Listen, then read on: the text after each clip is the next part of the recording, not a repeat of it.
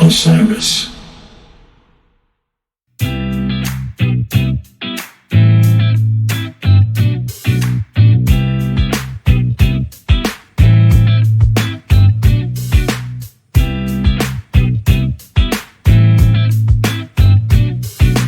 Hello, everyone, and welcome to the April live broadcast episode of Goose Chicks Podcast. My name is Leslie Mack. I am a producer and co-host of Goose Chicks Podcast, which is an all-women-led show focused on the band Goose and the community that supports them. We are really excited for today's show. We were all lucky enough to be together recently in Chicago at Goose's 2-night run at the Salt Shed. And so we are here to talk all about it. In addition to that, we have some amazing interviews that we were able to do with fans at the shows at the Salt Shed. So we'll be sharing some of those throughout the show. But first, let's get the rest of the crew up here. Chelsea, Alexius, Hannah, what's going on, y'all? How are you today? Awesome. Still kind of waking up because I'm a late sleeper. I'm just going to be honest with it. We can all watch my face unswell as the show goes on. I know I have to go to a soccer game later, and I was like, wait, I kind of need to be dressed for the game before we go live because I won't have time. So yes, happy to see all of y'all and missing you already, even though we just saw each other in Chicago, but still missing y'all.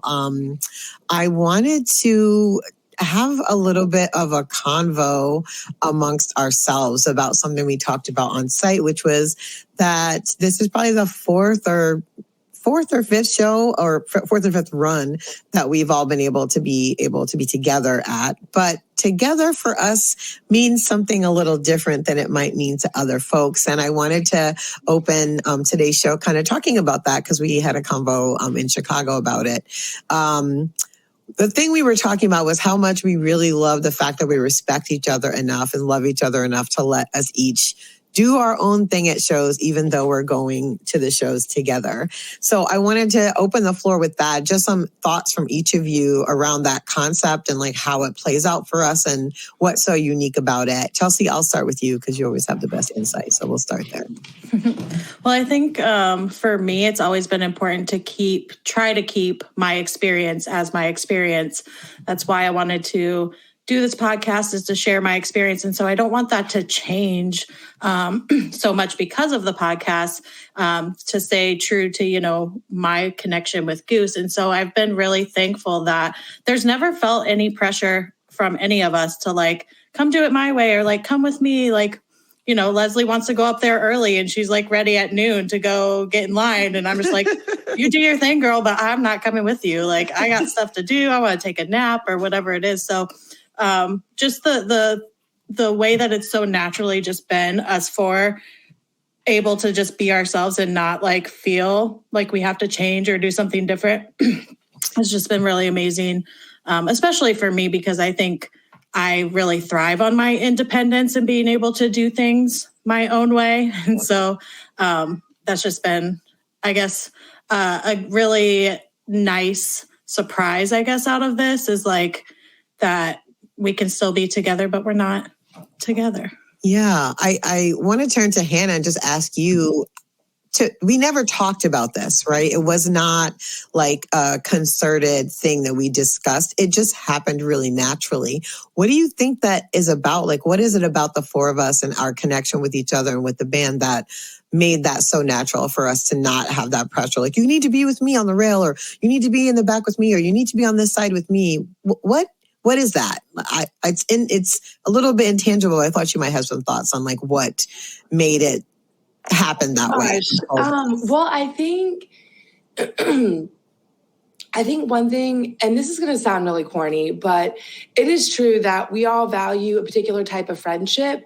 And so Chelsea has said some things to me recently about sort of the landscape of a jam band show where I'm just like, oh yeah, like the way we understand how we can be happy at this type of show is not how a lot of other people maybe are. Like for me, I've never had to like be like, okay, I'm with the rail people and the rail crew, and so I have to hang out with them. Like I like to bebop. I like to meet people, but like also not in a superficial way, like in a genuine way. Yeah. And so I think that is really important to me. And so I know that if we're not going to like be in the same area or like the same geography of a show, we will come back at some point and be like, oh my God, that also jam sandwich. You know what I'm saying? Like, my sister just said bebop.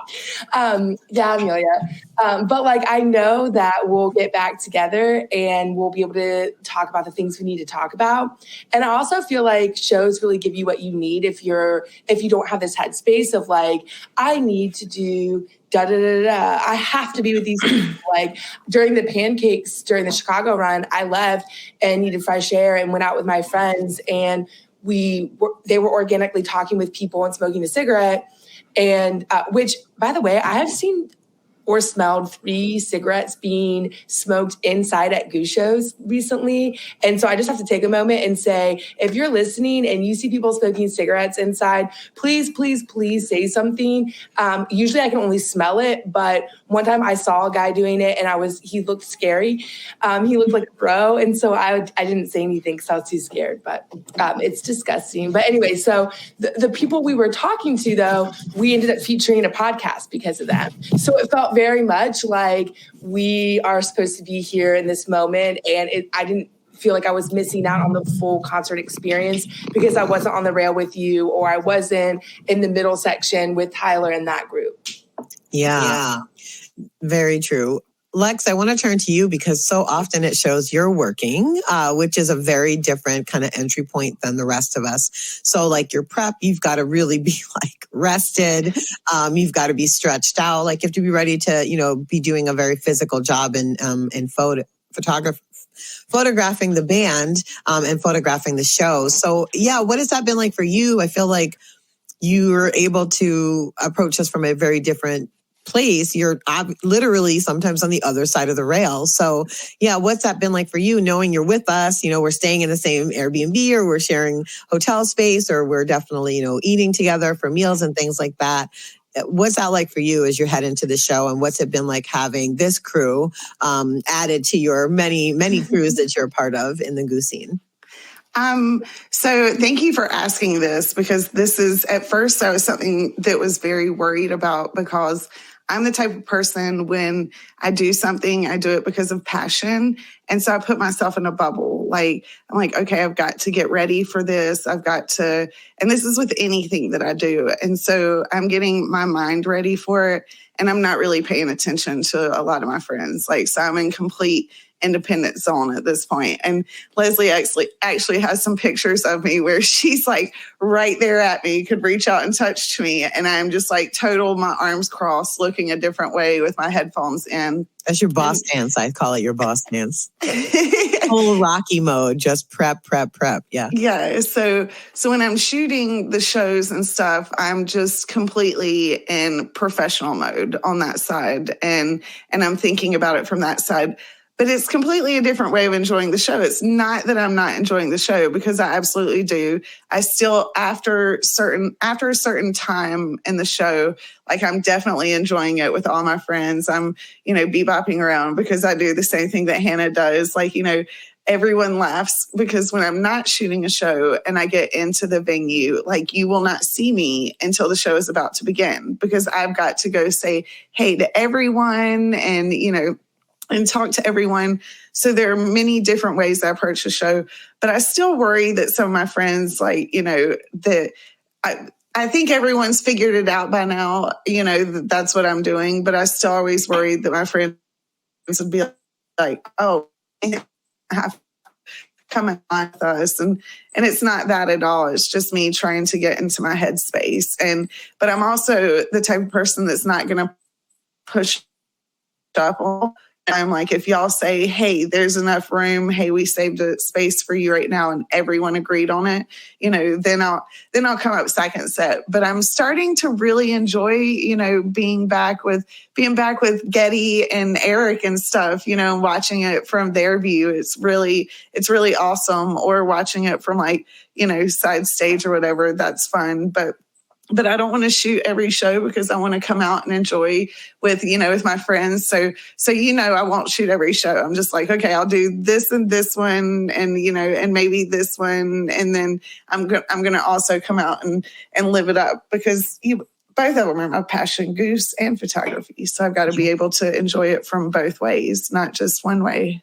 Yeah, for sure. It puts me in mind this conversation on something that Becky Chimman said when she was on the show, where she was talking about, when Peter and her are apart, sometimes it's good because when they come back together, they have different experiences to share.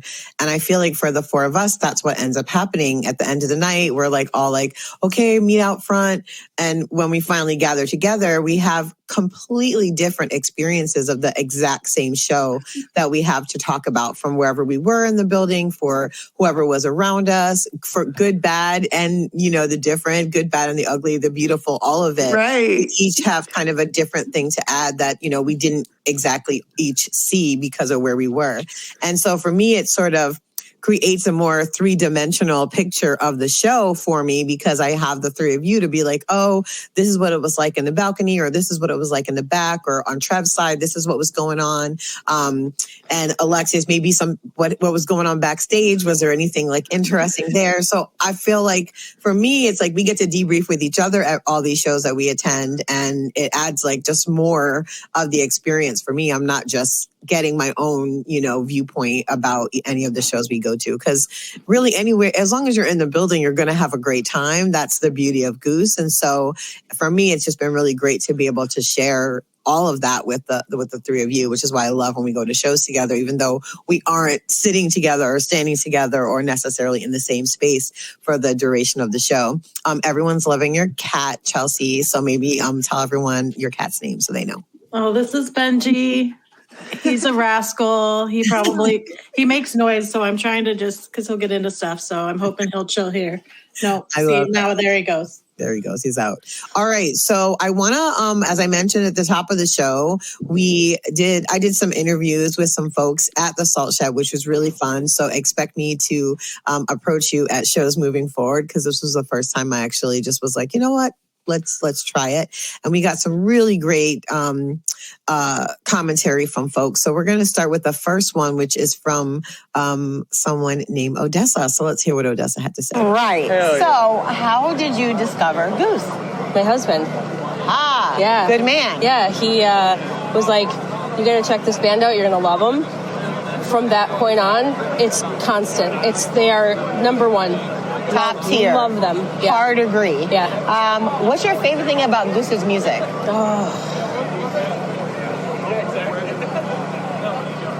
Your stress melts.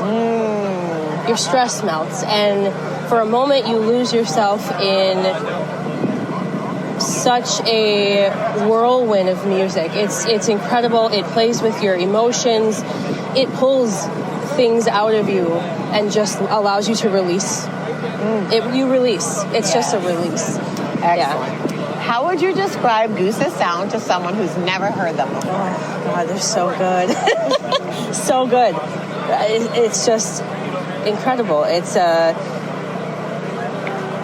upbeat. It's fun. It's gritty. They're incredible. It's just, it's heartwarming. It feels good on the soul. Yes.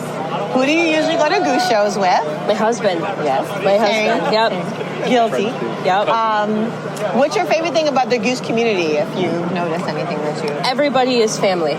They are 100%. We were leaving our hotel this morning, and I had my Goose shirt on, and this guy walked past us, and he goes, "What's up, fam?"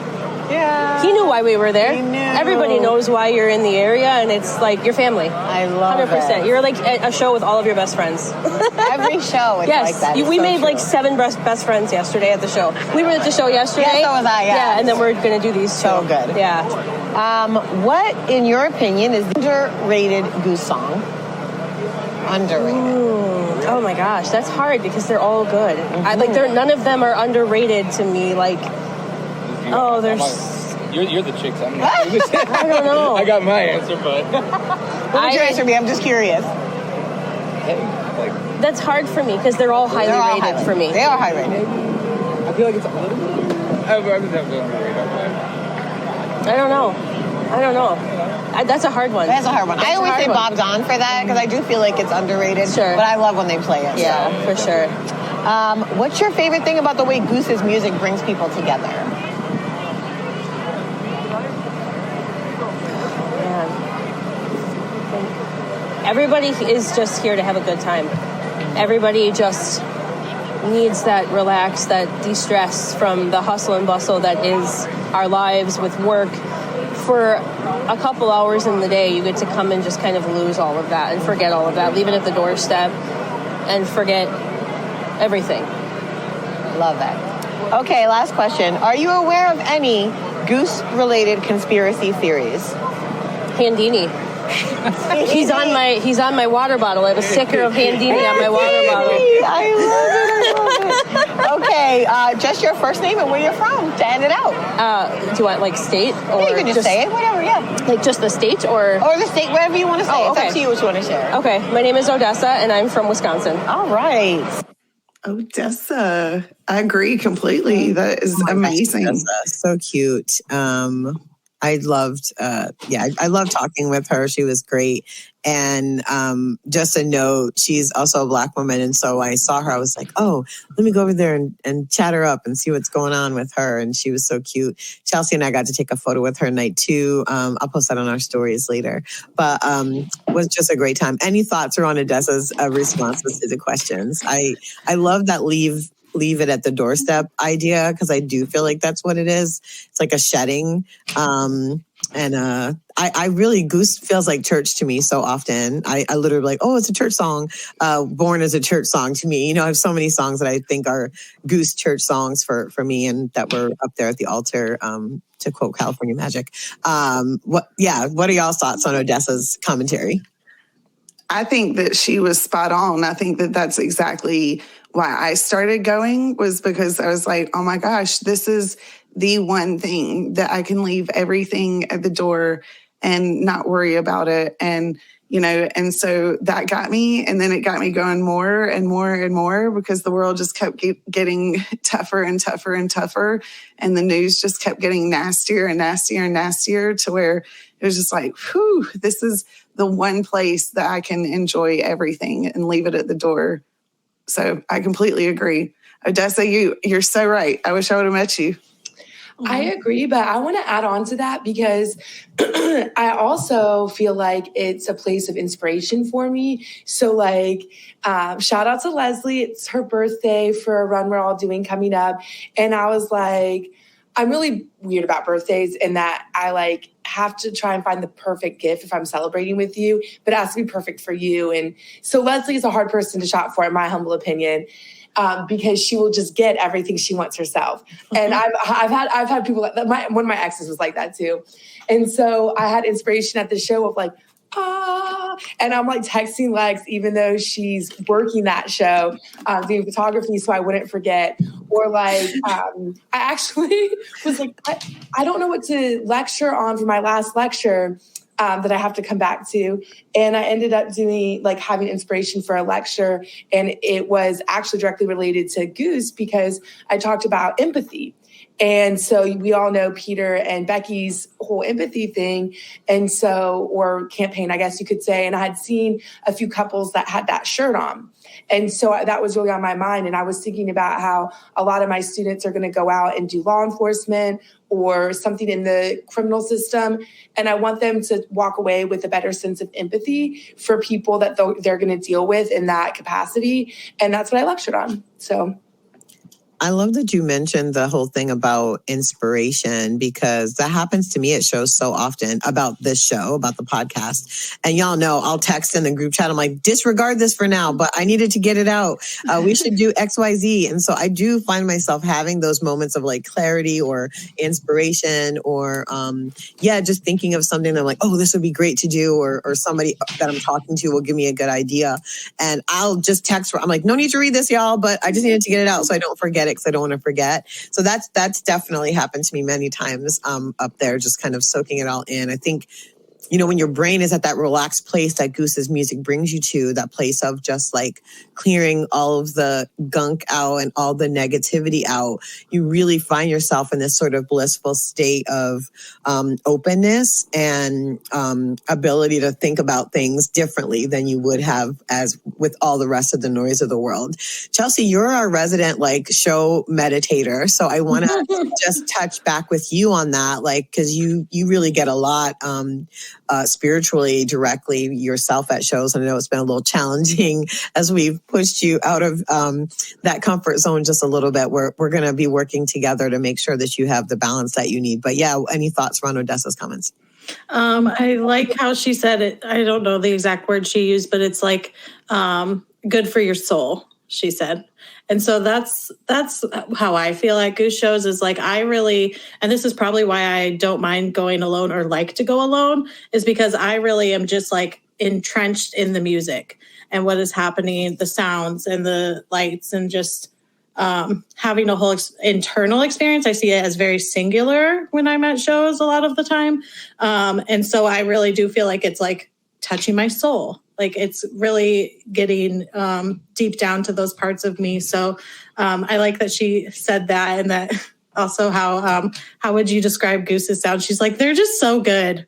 Like, yeah, that's all you can say. They're just so good. I don't know. That's all I can't wait to have everyone listen to more of the interviews, because the response to that question was most interesting to me. And I wanted to, because I have trouble actually. Usually I just send people music for the most part. Start here, drip field or something like that. But I people had really good answers to that. We're going to do something with that game. So I'm excited for us. That was actually, there's one person who answered that, and I was like, OMG, that was the most perfect answer. So I don't know if you're going to play that one, but I hope so. I don't think I am. Okay. Odessa's the only double. So next week's episode, you'll hear the rest of the interviews. So make sure you tune in to the podcast that comes out Wednesday. You'll hear a lot more of these interviews, but we're going to play about 6 of them on the show today. So let's switch gears because we're going to kind of pepper those commentaries throughout the conversation today and talk about Chicago. We're going to talk about each night, but I wanted to talk real quickly overall, just like general overall thoughts about the 2 nights. And did you feel specifically like this was a diptych of shows, or could they be taken separately? Sometimes I know the Cap run was like that for me. Like they approached it, in my opinion, as a 5-night run, and it felt like one, that they were crafting something specific. And so I'm curious if you felt the same thing for the Chicago shows, and then just overall thoughts. Let's start with you, Hannah.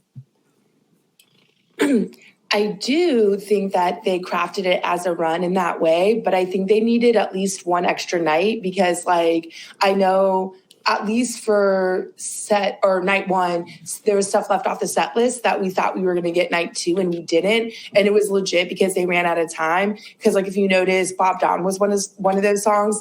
And I was like, okay, they're going to play it night 2. But then they didn't. They played it either the next show or the show after. And so, I just think it should have been like a 3 or 4 night run in Chicago. But me and my crew got a lot of like pretty much everything we were chasing, except for I haven't gotten Factory Fiction, but that's a whole thing. That could be a whole podcast episode, Chasing Factory Fiction. That could be a whole podcast. That could be a whole podcast, Chasing Factory Fiction. Just about chasing songs generally. And what? Yes, yeah. Did they play it last night though? Did I hear they played it last night? They teased it. They didn't play it. They teased it. What I understand. But I'm hoping Louisville, because they played at Louisville last time. So that's my hope, my dreams. But yeah, I wish we had more nights, but yes. Chelsea, what about you? What do you think? Did you feel like it was a journey over the 2 nights? Did you think they picked up the conversation from night 1 to night 2? Because sometimes that's very deliberate. They'll even finish in the middle of a jam and then pick it up the next night. Or did you really take them as separate shows? Well, they did finish Madhuvan the next night, I think. So that, adds a connection there. But to me, I honestly just felt like they were having fun. Like they were having so much fun up there and just like doing whatever they wanted. It felt very, to me, like we're just going to hang out tonight and just see what happens. And so to me, it didn't feel so like planned, if you will. But there was those connections between the 2 nights. So I know that they were being intentional about some things. Shout out to Nikki, intentional about some things. She'll probably be the only one that gets that. But she's here, so it works. Yeah. we were talking about being intentional with our shows and what shows we see, what people we spend time with, and things. And so, yeah, just wanted to shout her out. Goose is intentional too. Yeah. So to me, though, the first night I was just like, they're just having fun. It did not feel like it was thought out in any sort of way. It was just like what they felt was what I got from it. And Lex, with your unique perspective, what did you think? Was this a 2-run that they really approached as a 2-run, or what? Yeah, what do you think? I don't feel that they approached it as a 2-run at all. I don't feel that was a 2-run. I feel night 1 that they were having fun.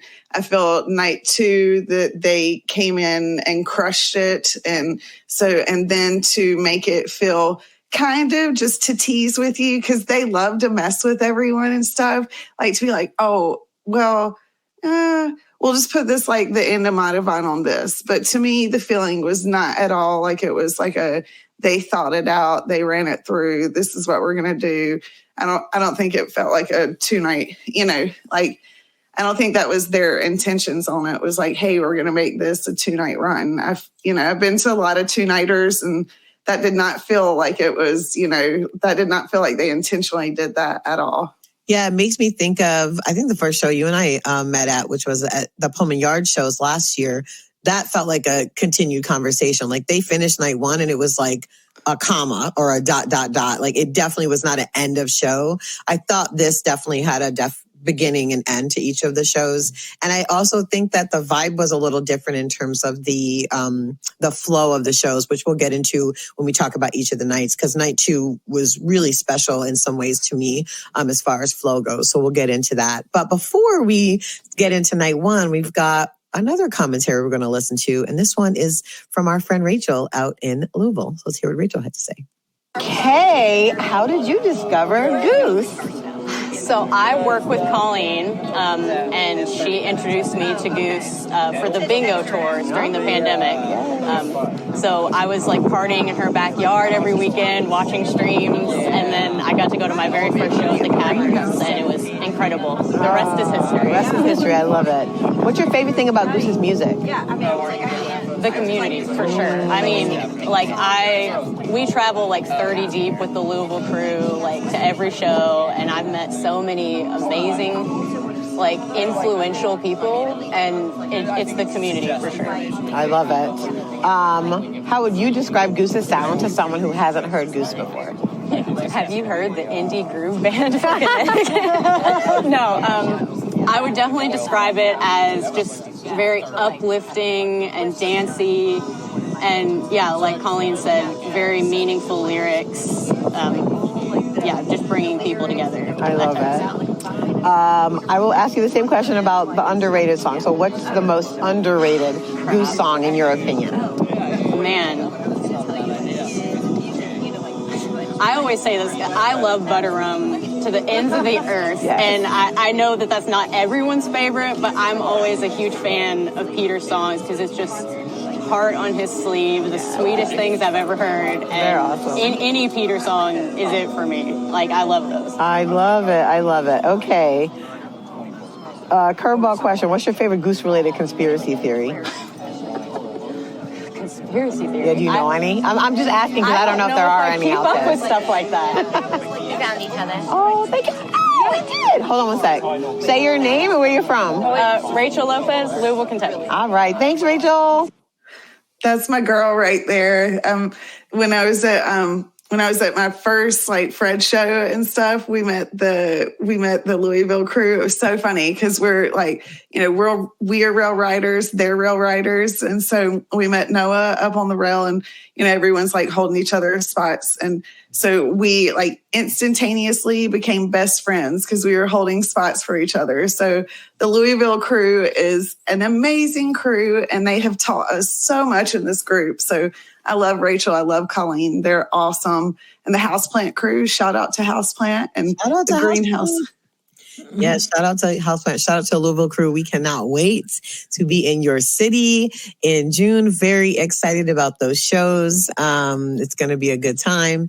I think all of us are going to those shows, right? Yeah. So I don't think people I don't think people understand. Yeah, if you haven't been to a Louisville show, you don't understand. Like, I went to so many shows last year. Probably my favorite show was the Louisville Crew. The Louisville show, because the energy there is insane. It is absolutely insane. And so that was definitely by far like one of my favorite shows. And we went to a lot of amazing shows, but y'all get hyped up and ready for Louisville and a 2-nighter there. Yeah, it's going to be, y'all. It's going to be a good one. And also shout out to Houseplant Crew, because through this podcast, I've gotten into them, and I actually might go to Cincinnati a little bit early next weekend, and it will be 90% because Houseplant is playing a show there. So, yay. Awesome. Yeah. Excellent. Chelsea, any comments about Rachel's responses to the questions? I just thought it was cute that someone came up to say hi to you, while you were talking to her, and you squealed. Both of you, because you were so excited to see. I think it was Nicole. That was really remember. Cute. I think it was. I was going to mention, y'all don't know. We literally just were outside doing the interviews, and so people would be coming up. I'm like, you hear me squeal, like, oh my God, we found each other. Hold on. And then the interviews. So I like the spontaneity of it all. Yeah. All right. So let's turn our attention to night one, Friday, 4/14 at the Salt Shed. I'm not going to talk too much about the venue, because if you listen to our show that's coming up on Wednesday, we spent a lot of time discussing the venue. So today we want to talk about the show, and we have our standard questions we always go through. We're not a song by song recap show, so that's not what you're going to hear from us. But I'll start with the first question, which is, where were you in the house night one? Lex, we'll start with you. Oh, maybe she can't hear me. Can you hear me, Alexis? Where were you in the house Friday night one? Oh, you're muted. You're muted. All right, we'll go over. Hannah, where were you night one? Yeah, sorry. Now I'm back. Oh, go ahead, Lexan. Where were you night one?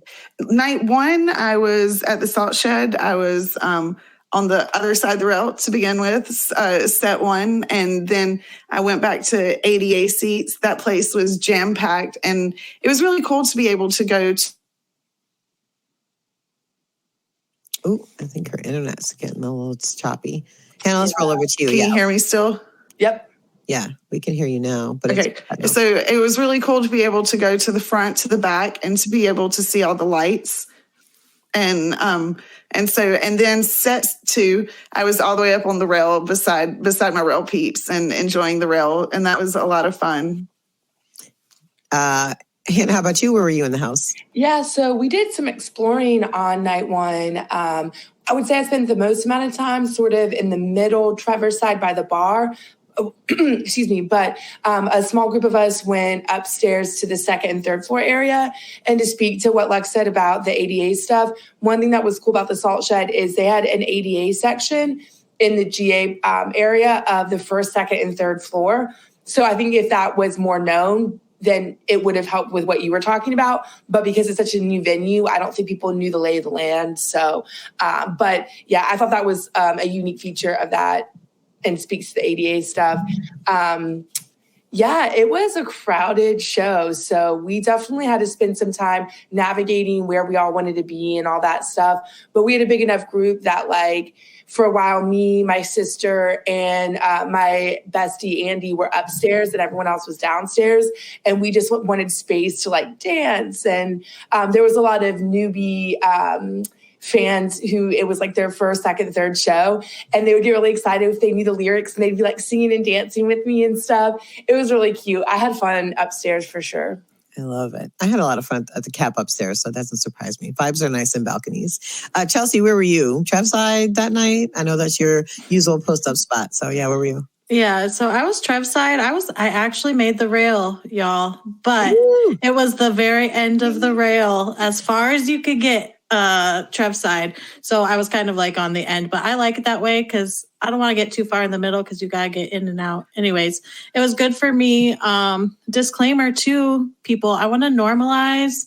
I do not get in line early. I got in line at doors is my typical get in line. I was up there with Leslie talking to people, but I was I wasn't worried about getting in line. I was just hanging out.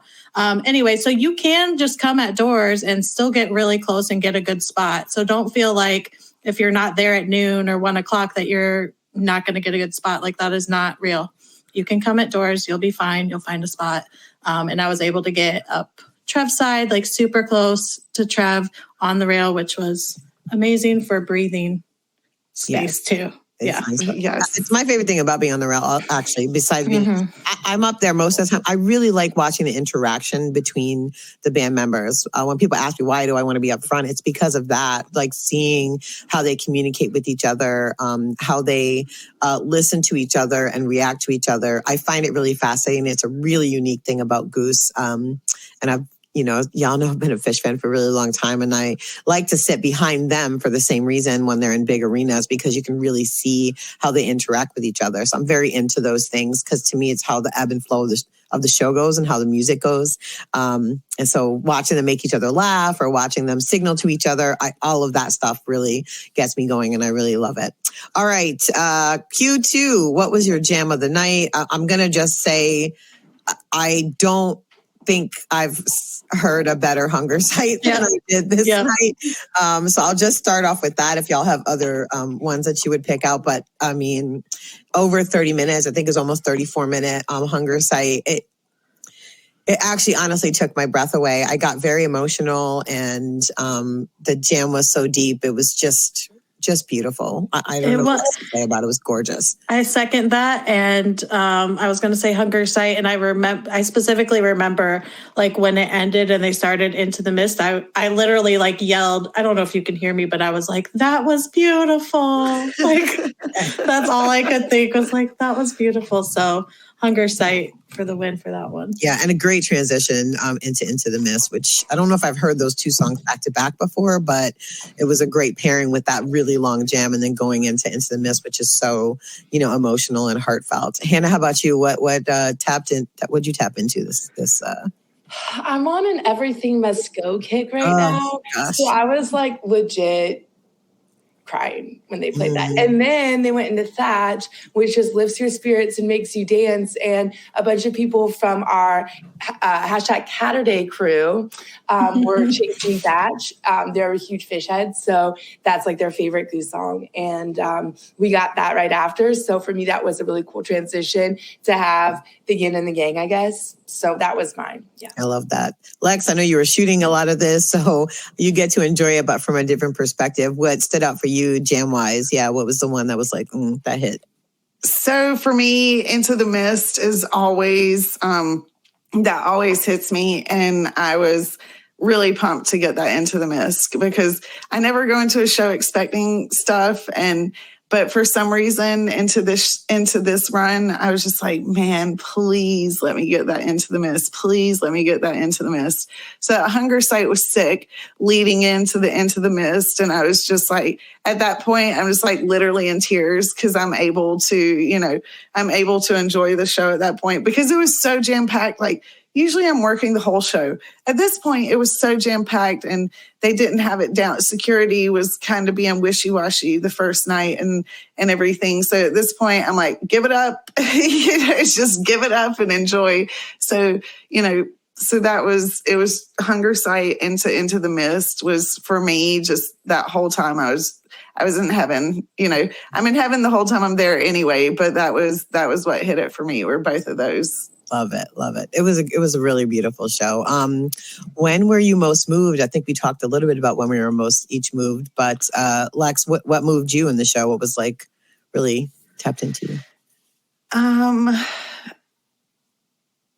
That's a hard one to say. I got kind of in a personal thing about it and stuff. So okay. We can leave it there. Literally, we can just leave it right there. I'm glad you had a moment though. I definitely did. Awesome. That's awesome.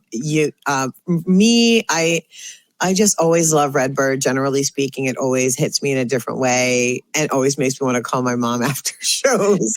So that really hit me. And it was a beautiful rendition and I really loved the Redbird. So I was a little emotional there. And I All I Need openers always make me emotional, like at the very top of the show. And I'm like, damn it, I'm already like about to cry. And we just started the show. So those two things, definitely, I was like getting a little teary eyed and a little misty.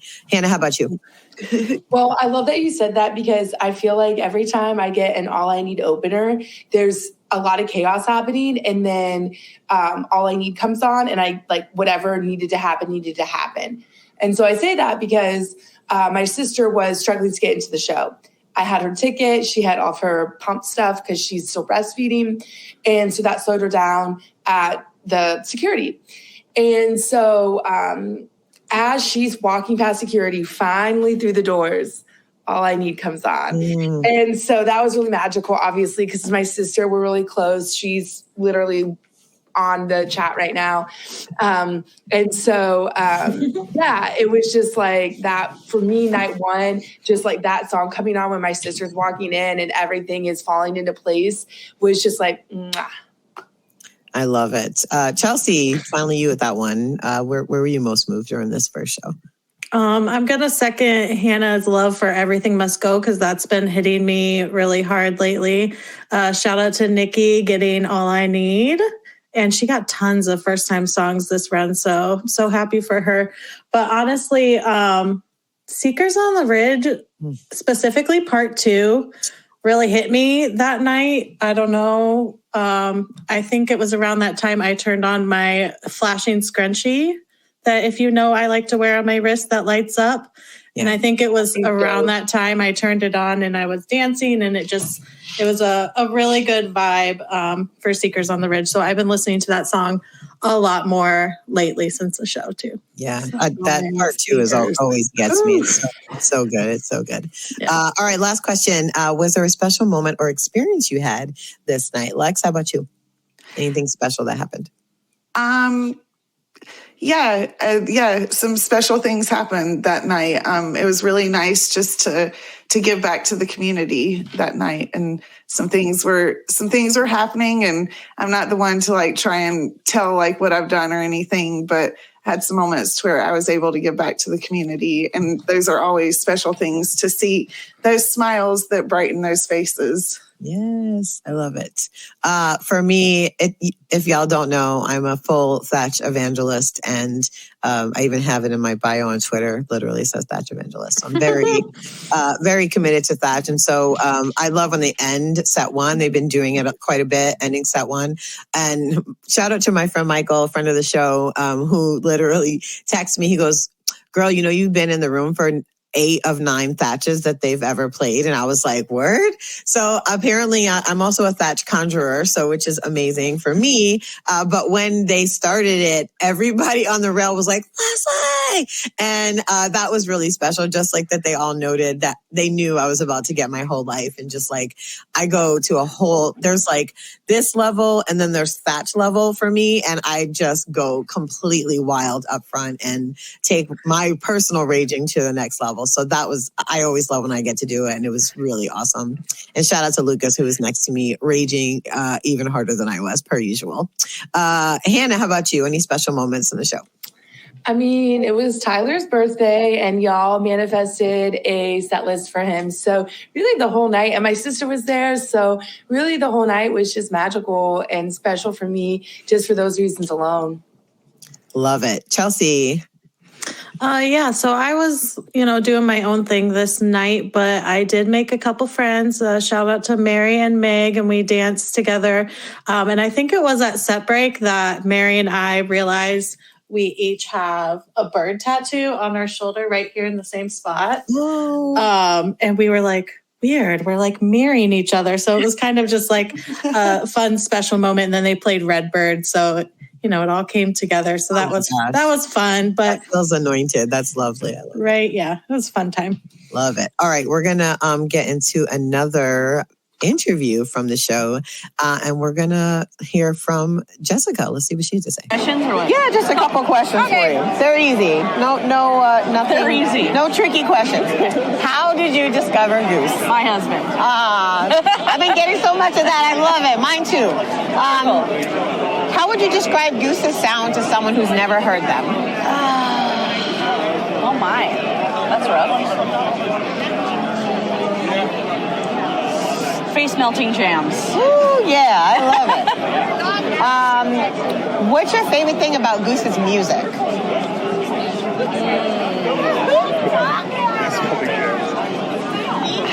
If anyone asks if I have a favorite song, there's no way I can pick because they're all great.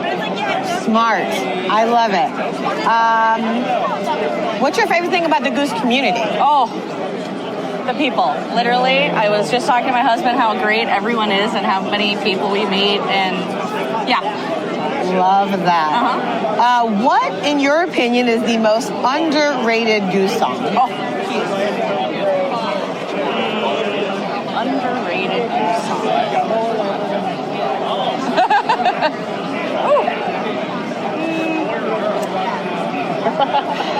That's hard. I know, it's a hard one. We can skip it if you like. It's not underrated. Yeah, but I may say Not Born only because there's two versions. Yes. Or Atlas Dogs only because I love the OG and some people My husband too. He called this one Atlas Puppies. Okay. So, and I got my OG last night. So yes, you did. It was lovely. Really good show. Okay. What's your favorite thing about the way that Goose's music brings people together? The community and the people and everyone you meet, and everyone's your friend. Yes. Literally. We're all family. All right. Last question. It's a little bit of a silly one, but are you aware of any Goose-related conspiracy theories? No. Oh, no conspiracy theories. Okay, last thing. Just say your name and where you're from. Jessica Legvold, and I'm from Fargo, North Dakota. Awesome. Thanks, Jessica, for joining us. I'm going to play Sherry as well right now, and then we'll discuss both of them after. Here we go. Here's Sherry's commentary. How did you discover Goose? During the pandemic, I started watching them when they were playing. I believe it was at someone's house, and I was like, okay, I can get into this. Love it. Yeah. How would you describe Goose's sound to someone who's never heard them before? Very inspiring, energetic, uplifting, positive. Excellent. Who do you usually go to Goose shows with? My husband. What's your favorite thing about the Goose community? That there is actually a community. That you see a lot of the same people at the shows. Everyone, there is a sense of community. Everyone's caring. It's just very inclusive. Love it. What is the most underrated Goose song in your opinion? Underrated. That one's hard. I don't know. I think. Oh, you got me stumped there. That's okay. We can move on. No worries. No pressure. I don't know. No pressure at all. You don't think any is underrated? Exactly. That's what I'm saying. I love them all, so I don't know. That's right now. I mean, Yeah, but that's not really underrated. That's what I'm saying. I love, they're all ragers. What's your favorite thing about live music experiences in general? Like, what keeps you coming back? Not just the Goose, but... That's what keeps me alive, actually. I love it. Yeah. Is the interaction. It's a feeling that I can't get anywhere else, and it actually does keep me going in my real life. My job's very stressful, and I think that this is my outlet, and it's one place where I can just kind of let go. Yeah. And I actually don't have to think about anything. I'm not responsible for anything, and I can just actually enjoy myself. Enjoy yourself. Yes. I love it. Okay, last question. Are you aware of any Goose-related conspiracy theories? No. No. Not at the moment. I don't have time. That's okay. You can just say your name and where you're from to finish out. Sherry Bruno, currently in St. Louis, but from Philadelphia. Awesome. Oh my gosh, two good ones. All right, thoughts on those commentaries from Jessica and from Sherry. Just shout out to husbands who are showing their wives Goose and bringing them to Goose shows, because we heard several people say that, and so I appreciate that women are coming along to shows and enjoying it just as much. Yeah. I love that she said, one of them, I think it was Sherry, that there is a community, just acknowledging that not every music musical band has an actual community around them, and just acknowledging the existence of it is really critical, especially right now as Goose is continuing to become more popular. What about you, Hannah? I think, Leslie, you said recently when we were all talking about how everyone would always say the Grateful Dead was doing their own thing. You know, there was all these other bands, and then there was what the Grateful Dead was doing. And in a lot of ways, whether Phish fans are willing to admit it or not, they just kind of inherited that because they were at the right place at the right time, and they inherited the good, bad, and the ugly of the scene. They didn't really have, and I would say it's unfortunate, they didn't really have the space and the time to develop their own scene. And so with Goose, that's what Goose is doing. It's not even what the Grateful Dead was doing, right? Just in general, Goose has their own scene, their own community. And so there's what all these other bands are doing, and there's what Goose is doing. And so I think, you know, that's part of that community piece that they were talking about. And I'll just give a little teaser to some of the interviews that you're going to premiere on our upcoming episode. But people were talking about how, I discovered Goose because I was going to X band show, but Goose was one of the other bands playing. They were opening, and we started listening to them in preparation for the show, and we ended up going to see Goose because Goose is doing their own thing. And to be fair, the other bands that people are talking about, I like those bands too. I see those bands too. You know what I mean? But Goose is truly doing their own thing, and it extends out into the fandom and the community that has built up around these guys. I love that. Sorry, we have a little behind the scenes stuff going on. Alexis, any thoughts on Jessica and who we have else? Michelle. Well, the community, what they were talking about, like I was like, yeah, you know, talking about the community, because it was so funny. The first time I ever got to talk to Rick was actually at the Louisville show last year. And I really, really got to talk to him.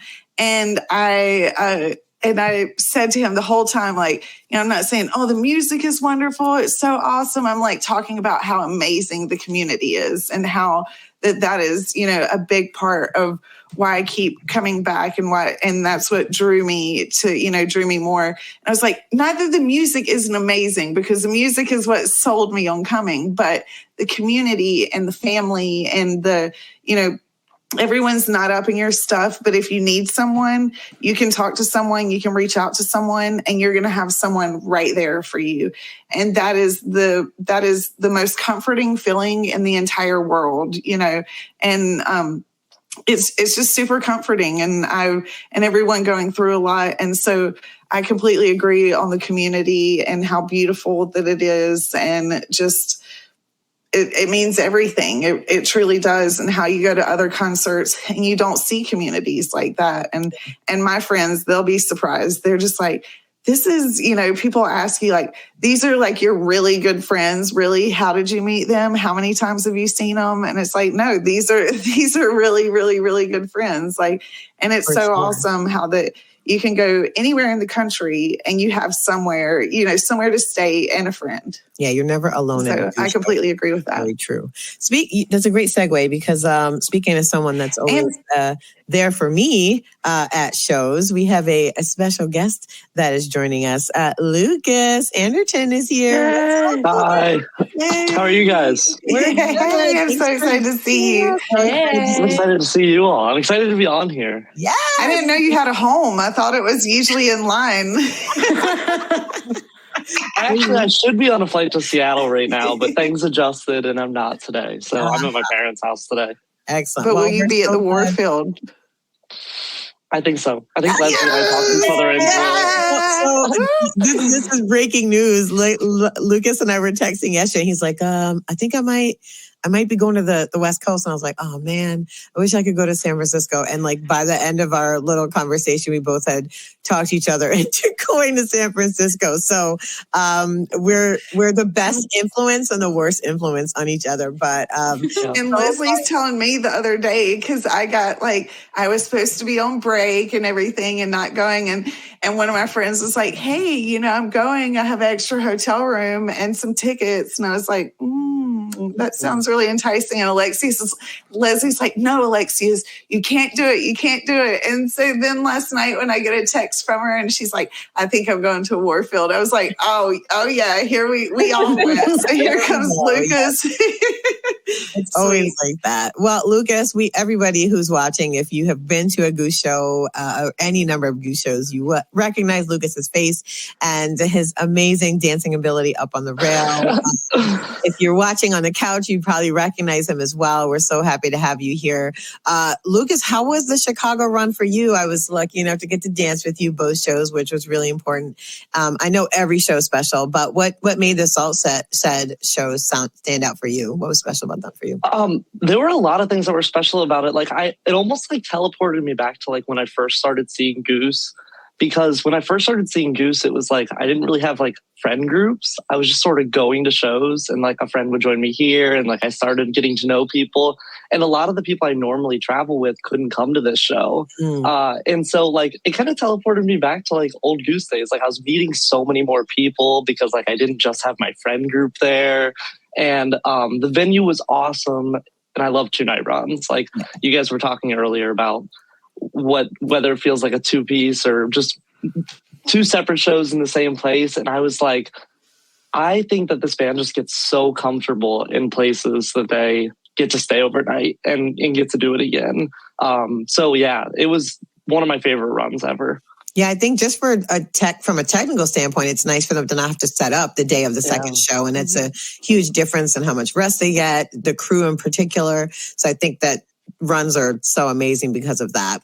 So one thing you and I, because we also did Madison together up on the rail, we were talking about was so many first timers on this second half of this spring tour. I mean, we've been seeing first timers a lot, but I don't know about you. I've just been like, so many people that just like, hey, how are you? And they're like, this is my first time. I'm so excited. And so many people that were like, I finally am getting to see them live, kind of vibe. Yeah. They've been wanting to. They've already delved deep into YouTube, deep into Bandcamp, deep into Nugs, and they're finally getting to experience it in real time.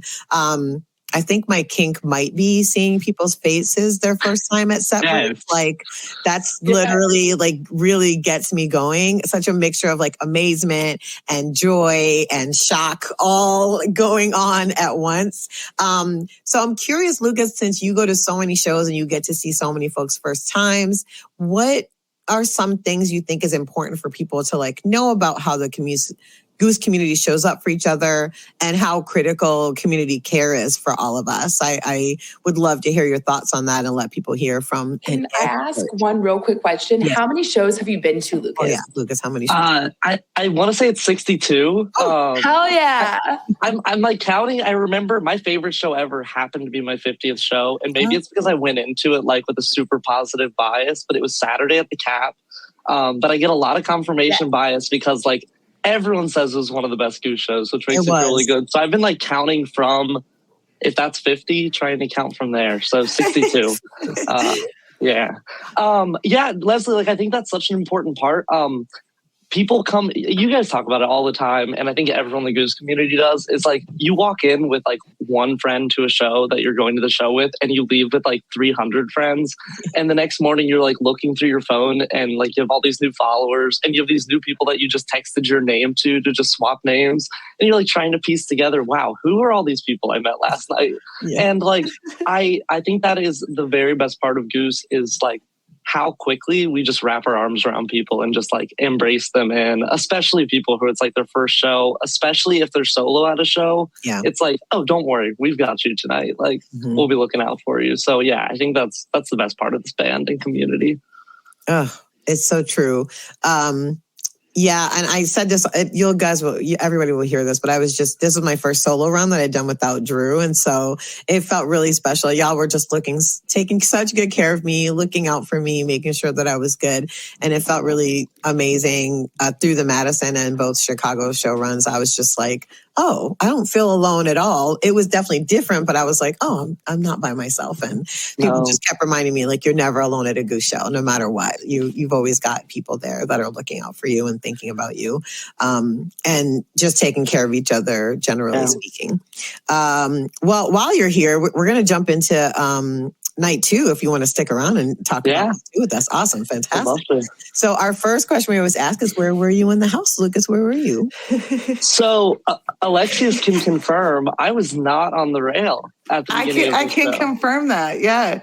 I did California Magic on the rail, which like I love California Magic. I remember being at the first one and hearing it sound checked at 9:30 Club. I was next to Lisa Governor, who I know is super involved in Goose Chicks. And her and I were like, Rick is singing about Jesus right now. Like, what cover is this? And it ended up being a new original. And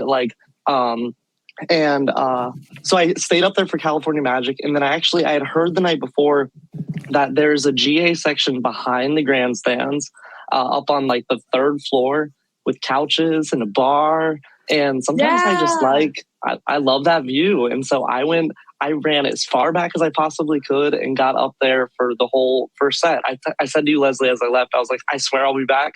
I'll be back second set, I promise. I'm just going to run out for a while. Yeah, definitely. It was awesome. Very cool. It was really cool. We were talking about it because the first time I felt like I was taken up into space, with the lights, because we always do the rail. And so Radio City Music Hall was the first time that I had not been on rail for a Goose show. And so I was just like, I don't know how I'm going to feel about this. And then I went back and I was able to enjoy Getty's entire light show. And through part of it, I was like, oh my gosh, I'm being taken up into a spaceship. This is insane. And so when you're at the back of the house, I felt that again, like through part of it. I was like, all these lights make me feel like I'm being taken up into a spaceship. So it's really cool to definitely try and mix it up. And I'm happy Lucas, that Lucas is being the example and mixing it up and, and showing everyone you can do rail, you can do back. And I wouldn't suggest middle because it gets really hot. But if you could get to the side, and if you're in the middle, take a lot of water with you because it gets really, really hot. Pete even says it. Hydrate, everybody. Chelsea, where were you this night? Trav side again for night 2? Yeah, I went the same spot again. But I am kind of regretting not hanging back and seeing more of the lights because that is one thing that I'm kind of missing from the rail. Obviously, you see the lights up there, but it's totally different. It's not like how Getty sees it. So I am kind of regretting that. But y'all, Trevor, he was dancing. He was like straight up dancing. I had to take a video of that. Not just, full dancing was happening. Yeah, so I was like really in tune to that. Like we were vibing out, me and him, we were both dancing. And so I was really focused on Trevor and being right there with him. Low key, I think he was focused on you too, Chelsea. I'm just saying. I saw him looking your direction quite a lot. Could be. Could be. We don't know. We'll have to find out. Maybe. No, but if you look back, I don't know, but back when I first started watching Goose shows and stuff, Trevor legit didn't even bob his head.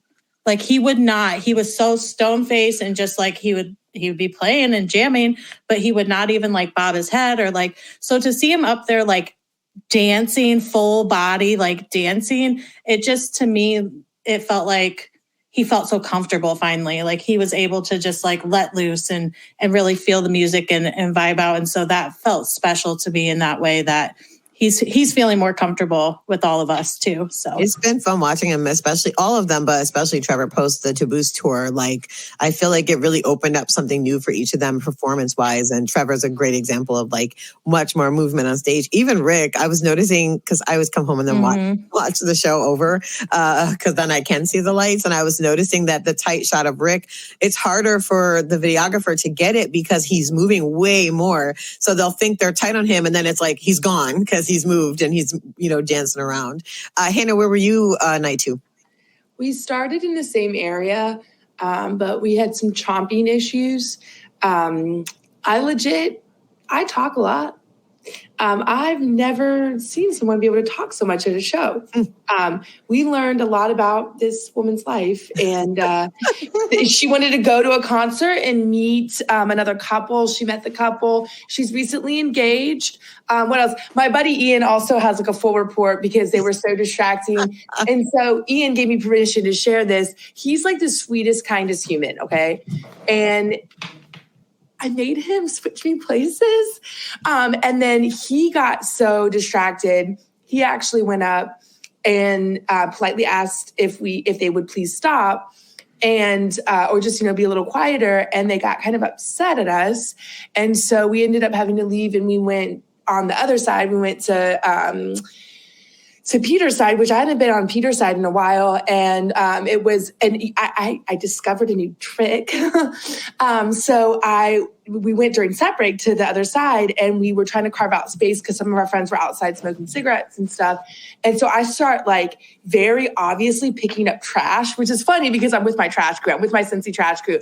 And I was picking up 2 pieces at a time and then putting them in the recycling because we were pretty close to the recycling area and going back and forth. And people saw me doing that and they had a lot of respect for it. So they actually gave us that space that I had cleaned up and didn't infringe on us. And then our friends came and we still had room to dance and everything. So that was our Saturday.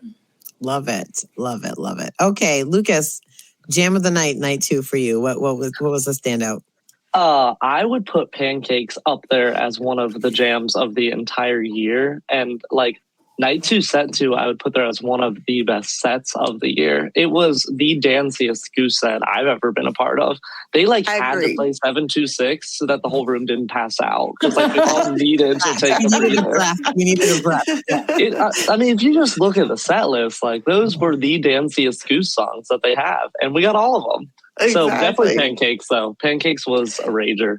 Pancakes killed it. I just, Pancakes at first when it came out, I wasn't the biggest fan of, but then the jams that they put in that thing, it was Pancakes was fire. So Animal into Fire Pancakes, we definitely had to get that 726 to slow down. And then that Feel It Now, now that Feel It Now, y'all, is ready. I will put it is ready, ready for a club, ready to go on, it's so dancey. I love it. And then I'm a huge fan of Slow Ready. Yes. And getting that, a lot of people are oh, I want So Ready. I want So Ready. It's so much dancier. To me, Slow Ready, when they, when Peter hits that button and it's, oh, that's, I just get goosebumps, just thinking of that. Yeah. So, and then into Dripfield. Yeah. Yes. I agree with you, Lucas. That set was fire. It was awesome. Y'all are saying it was dancey, but it was also very sexy. So I was sexy. just damn, this is the sex. I kept telling my friends, this is the sexiest playlist or set list I've ever seen. So I just have to say that. And I would say Drive, because I literally had to leave where I was to go to the hallway area where everyone's sitting passed out because I could not contain my dancing. And me and my girl Miranda just went in the back and we got down. We need dancing room for sure. So I have to go with Drive as my favorite, but then also the Echo Sandwich was pretty. Yeah, the Echo Sandwich was pretty special. Chelsea, how about you? Feel It Now. I've been waiting since I was there at the Cap when they played it first time, but I feel like you don't fully appreciate it the first time. So I've been waiting for my Feel It Now, and so I was very happy for them to play that. That song is just so good. I think Leslie said in the car the next day, she was just they need to be playing that in the club. Literally, everyone will be getting down. Song. And I'm yeah, they do. Yeah, so it's so fun and dancing. That's where that came from, Leslie, because it's ready. It's just, it really is. That song is just a really special song, I think, that Peter wrote. And it's different than his other songs that he typically writes. The lyrics are so beautiful. But it just has such a upbeat, just happy vibe, and so Feel It Now was the shit. Yeah, go ahead, Lucas. I keep saying that Feel It Now is the number one Goose song that I don't want to be on the rail for. I want to be in the thick of the chaos behind me. It totally is a club song, and I just want to be surrounded by humans on all sides of me, just having a disco party. Yeah, I low-key, we covered Pancakes on the show, 5 or 6 episodes ago. And when we were planning the show, we were is there that much to say about Pancakes? We don't know. It was our parent episode, actually, Geese and Their Goslings, and because it tied into the interview. But I feel like Goose has been trolling us because literally ever since we said that on that show, they keep playing the most amazing pancakes. And so I was like, I'll never say a bad thing about pancakes ever. You've done it, Goose. It's done. Pancakes is in the pantheon for me now, and I absolutely adore it. I have to give another shout out. Lead Up. That song is so amazing, so brilliant. And I feel it's the one from the Cap that has evolved the most since the first time played. And so this time hearing it, this time it hit me totally differently. And I just love that they continue to tweak their songs, to continue to play with them, to continue to be experimental with them. And then shout out to Sam because she came down and was on the route with us set too with Lucas and I. And when she came down, the first thing I said to her was like, wow, that set, the first set was like the perfect roller coaster ride. Like it was paced perfectly. And I felt like this whole show is that way. It really allowed the right amount of dancing, the right amount of, downtime to like for us to catch our breath and breathe, the right amount of emotion. It was just the perfect vehicle to get into and start with California Magic and end with the Madavon Jam. So for me, night 2 is just super stellar. I have a feeling I'll be looking back on the shows this year and this will continue to be a standout highlight. But Lead Up for me was really special and really amazing. And then I always love a White Lights encore. I don't know, it does something for me. So I always love when they play White Lights as an encore. I think the first one I got was at the Joy. And I just remember being like, oh my gosh, it's a perfect way to end a night. Just like perfect uplifted space and just feeling really energized and everything. Yeah, I always try and do the White Lights dance. I don't know if y'all are familiar with the White Lights dance. Dance. I wasn't aware of this. Oh yeah. Oh yeah. There's a little choreographed dance. I gotta learn this. Yeah, and I saw you in a dream last night, and you're floating away. And then you got to pull it back in. Oh, yeah. See, Lucas knows. I always try and do the dance when they play it. So Leslie, Owen and I were trying to do it on the rail right next to you. Owen knew it way better than I did, so I was just kind of following his lead. But he knew it all. All right, well, I've got to learn it now. I love choreo, so I'm definitely in the mix. I'm in it. I'm into it. Really quick, I have to go back to Lead Up. You call yourself a Thatch evangelist. I am a Lead Up evangelist. Like Chelsea, I think either you or Hannah said like the first time Goose debuts something, I think you're just sort of like almost just like observing and like taking it all in, but you don't really appreciate it till you get that re-listen. Lead Up was the first time ever with Goose where I was just like every note on that debut, I was like, this could be like a classic rock song for like the rest of eternity. I joked around on Twitter yesterday that I have a new playlist on Nugs and it's called Lead Up is the best Goose song ever. Yeah, and it's just all the lead ups. It's just all lead ups. And I just listened to them on repeat and they are all so good. And that's where I was back behind the grandstands. And so there's so much space. And like a lot of the Goose Twitter crew was back there and they can attest that like I was just losing my mind in all the open space listening to that Lead Up. I mean, it is by far like my favorite Goose song. It's so good. All the songs they debuted at the Cap were amazing, but I will say, like, between Feel and Now and Lead Up, we just were really treated to something special. Hopefully they'll make it onto the new album because I'd love to hear the studio version of both of them. And I also think we could hear both of them on the radio like so easily. But Lead Up is like a strong like single in and of itself, and they're just getting better and better at it. It's really something's super special. So I'm with you on that. All right. Third question. When were you most moved during this set? I'll start with Hannah and then we'll go to Lucas. Oh gosh. I think, I don't even remember what song it was, but it was the second set and all my friends, we all got back together in the same area. And so just like having that moment of like, we're all in the same place at the same time, enjoying this music, dressed up like cats. And so, that was probably the most magical experience for me. But I will say hearing, having Lucas on the show, which is such a treat, is like getting me really excited about possibly riding the rail, which I've never done. Like you will see me, it's to the point now where people recognize me because before the show starts, I'll go up to see my friends on the rail and I'll be like, I'm not staying. Like people know me as the girl who's trying to get through who says she's not going to stay. And so I'm just like, one of these days I am going to, and I think I want it to maybe be Columbus because that's a hometown show for me. But gosh, you guys make it sound so fun. And also the breathing room and space to dance is It's nice. I can't lie. Definitely, it's a plus for sure. Lucas, how about you? Where were you most moved during this particular show?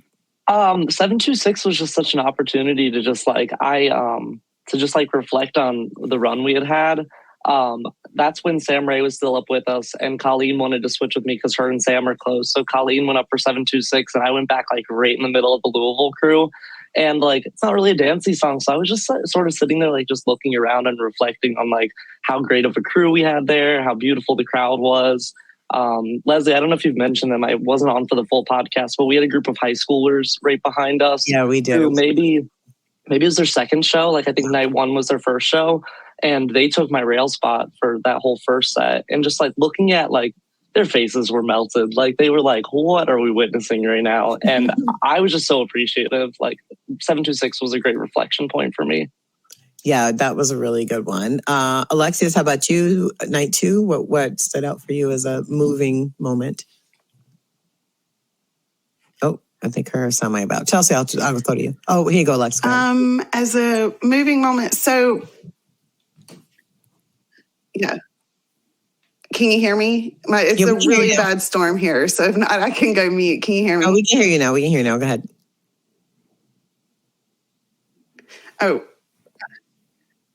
okay.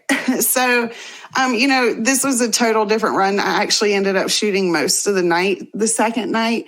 So I was really just feel it now for some reason at the end,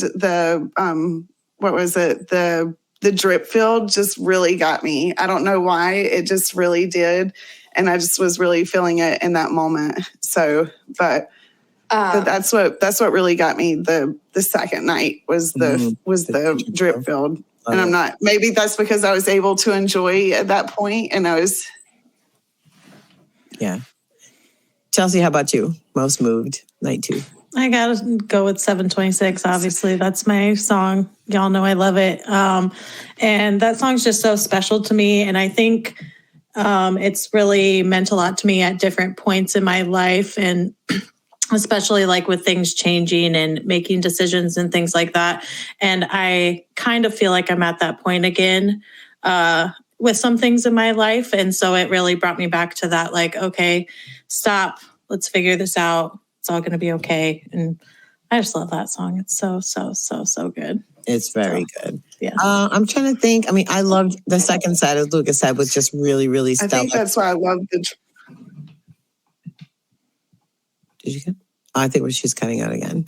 I just had to give a shout out to the Silver Rising because something that's been happening recently at shows is everybody howling from the audience, and it's a new development. It's so organic. It just, you start hearing like ohs from all over the place, and I really love that moment. I love any time that we all are kind of communally experiencing something. It's why, when Peter gets us to clap or do dance moves, like it's just such a uniting feeling. And so that Silver Rising, when people just were howling spontaneously from the audience, I really loved that. It was really great. And I always love the Inside Out cover. The Spoon song, Rick's voice is just like butter on it. So that was another thing that was really cool. Last question is, was there a special moment or experience you had this night? I have to say, so JD was on the other side of me. And so when Dripfield started, we both were like, it's fucking Dripfield. Like we just had this like mind meld of like, once they started like doing their setup for it, just being like, yes, they're ending with Dripfield. Cause it takes me back to New Year's Eve often, cause they ended that show with Dripfield, and that's that elated version of just like being like transported by that song, as it always does for me. So that was a highlight and special moment for sure. And then the other thing I would mention was in Animal, Peter really cracked Trevor up. Yes. I mean, not just a smile, not just a little break, like full laughter. And it was really great to just see him really laugh so hard. And I love that Pete continues to push that envelope and surprise them all that they didn't expect to hear whatever he was putting in. He used a soundbite in Animal that said like, my name's Wayne Diamond or something like that. And Trevor just was like cracking up. And yeah, that was a good moment. I love that moment. Hannah, how about you? Any special moment or experience from the night? I think it was like my buddy Will was really wanting Dripfield, and I was like, it's gonna happen. And then like I look over at him toward the end of the Slow Ready jam, and I'm like, they're gonna play it. They're gonna play Dripfield, and then they play Dripfield.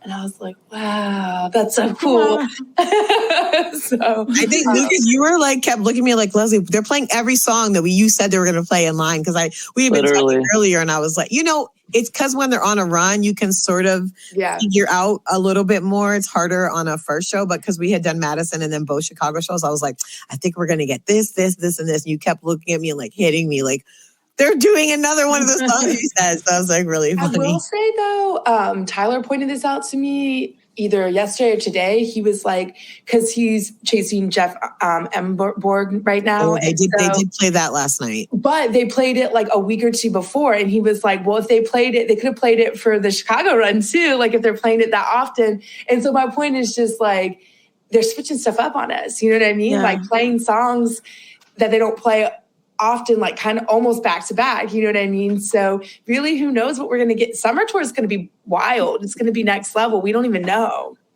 We don't even know. And we haven't gotten a freshie since the Cap. So to either do one, I think at some point in the West Coast run, we'll get a new song. I think that's just a prediction. I think so too. Like from what I've been hearing and stuff, like a lot of writing has been going on. And also I do want to point out for anyone who's watching, if you have been paying attention to any of the interviews, like everyone's complaining that this year is, less dates than there were last year. And last year they were on like a super fast run. Well, guess what, guys? Next year there's going to be lower numbers. And, because they've got to get some things recorded. They have real lives to do. So, they will pick it back up, but it has to, there has to be that balance, and there has to be a lot of recording that has to be done. And that's not me just from the inside. It's from the articles that you read and the interviews that you pay attention to and stuff. So, but it'll be awesome. But Dripfield that night, like Dripfield for me is right now is like a special song from night 2, and losing my sister and stuff, and just like all the problems that you have to go through, and just life is hard. You just feel like water is just crashing on you. Like you just feel like at times like you're just like, can I take a breath? Can I just get a breath above the water?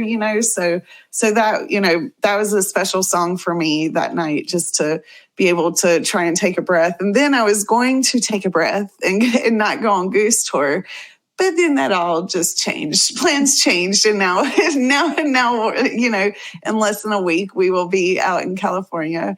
So yeah, one thing Lucas and I say all the time to each other is like, everything sucks except for Goose. So we always are saying that. We work in a lot of the same circles, and we're always like just conversing about the world generally. And so that's something we always are like, everything sucks except for Goose. And so, yeah, it's easy to get talked into going to more shows because it's the only thing that doesn't suck. And you want to be around things that are not terrible right now. It's really hard out in the world. Lucas, we'll end with you. Any special moment or experience you had that night that you wanted to highlight? Slow Ready is just always special for me. Like I was on my first solo run of Goose in Atlanta 2021.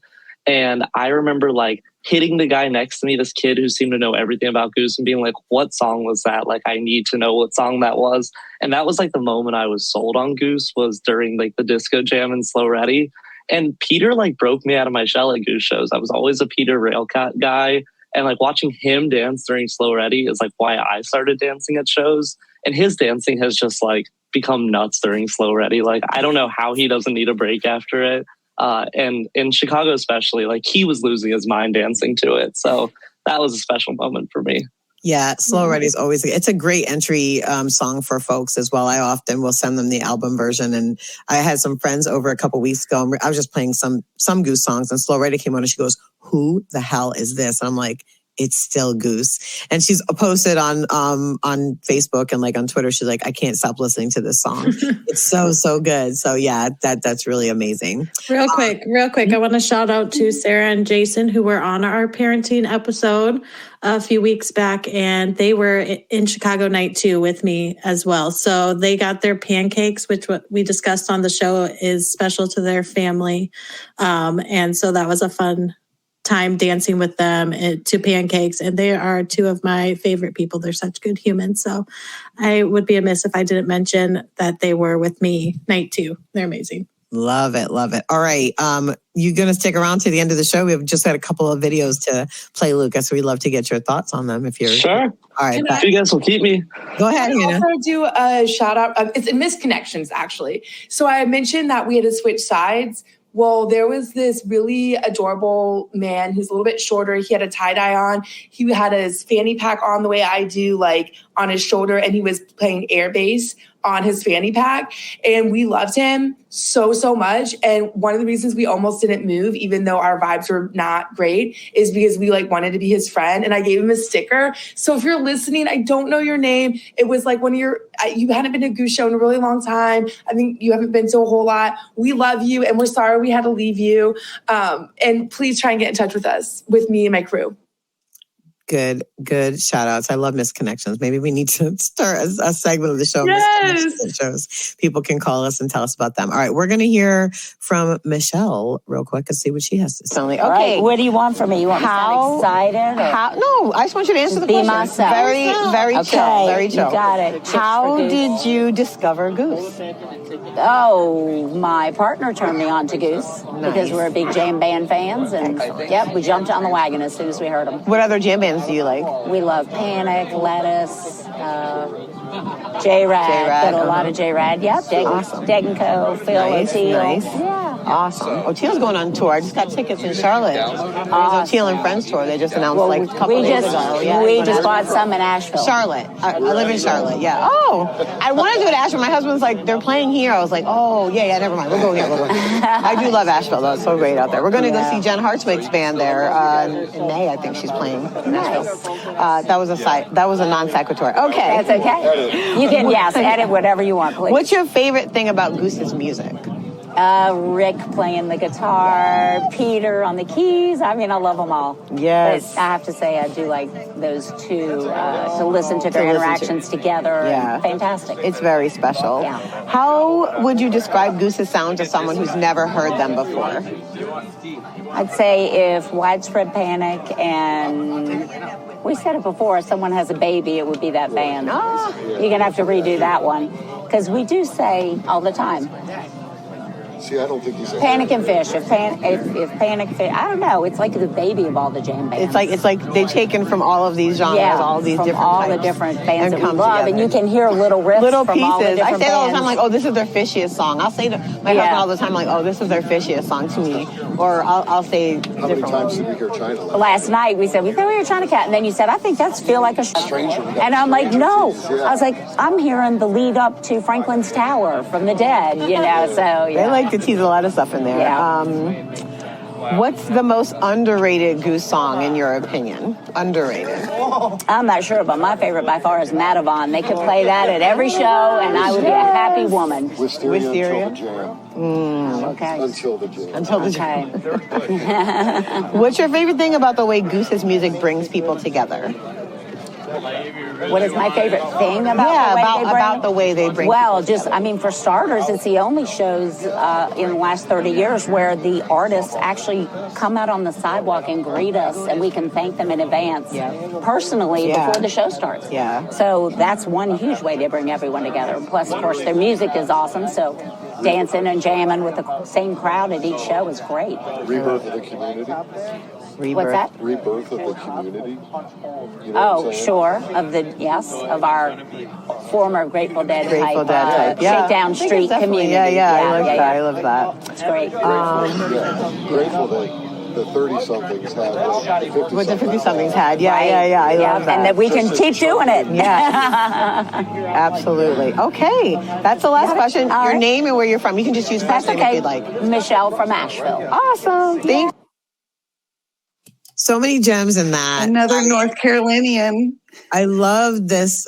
This is something I've been noticing. So at the two ends of the spectrum are people, most of the first timers I've been meeting is families and younger folks who are discovering Goose. And I'm talking like from 13 and 15 up, you know, and with their families often. And then the other is Deadheads, who never really got into Fish or any other music as deeply as they did with the Dead, but they feel that same feeling when they go to Goose shows. And so it's sort of amazing because what I've noticed is so many intergenerational conversations that are really hard to find spaces to have in the real world or in the rest of the world. But at Goose shows, it just seems to work. Like 50-year-olds and 30-year-olds and 20-year-olds all can experience together and talk to each other and have really great conversations, even navigate conflict that happens in real time. So yeah, I love just that aspect that they were lifting up, that feels to them like a homecoming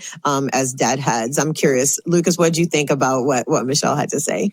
I met Michelle and her partner, whose name I'm drawing a blank on, at the Sylvie, and they were right behind me. And Michelle and I did a lot of rail swapping, so she could be up on the rail. And their appreciation, like, for music and for community and music, I really adored. Like, he was almost like, he kind of took everyone under his wing that night and was like looking out for us all. Because if you remember, the Sylvie floor was packed. It was really easy there. Yeah, for sure. So yeah, when people were coming flying up, trying to get up there, like, he was very much just like, hey, hold on. There's some people up here. Let's be respectful of them. But yeah, I love that couple. They were super awesome. And I love that cohort of people who never quite got into Fish or Widespread.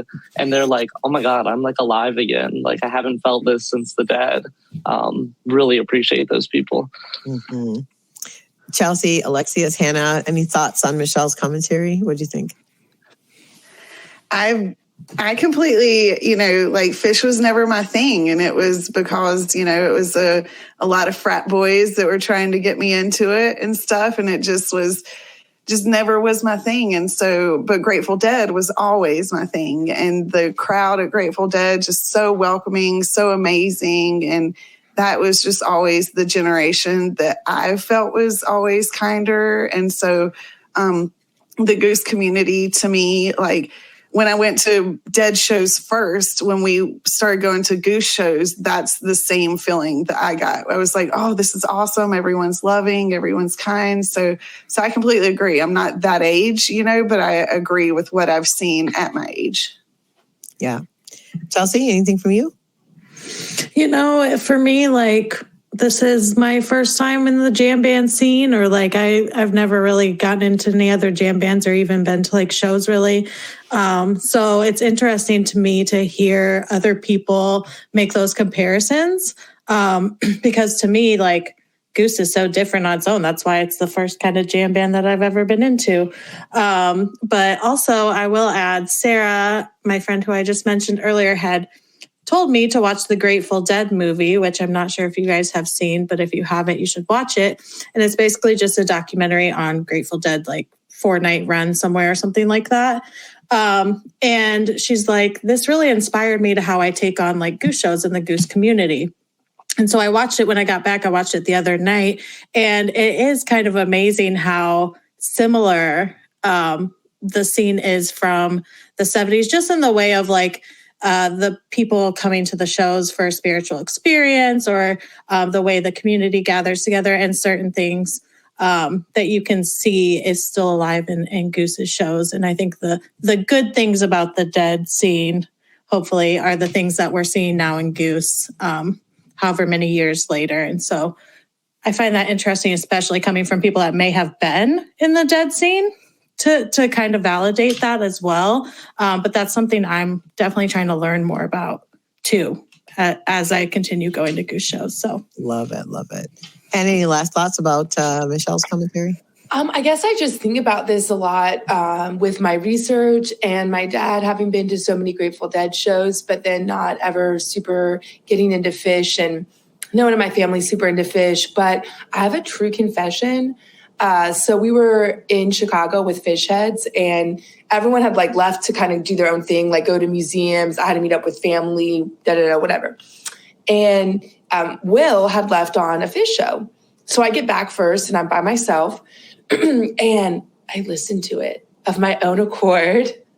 And then later that night at the Saturday show, I don't remember what song it was now, but I looked over at Will and I go, I'm starting to watch Rick and understand where he's drawing upon Trey for inspiration, just with his mannerisms and his stage presence and the way he's playing.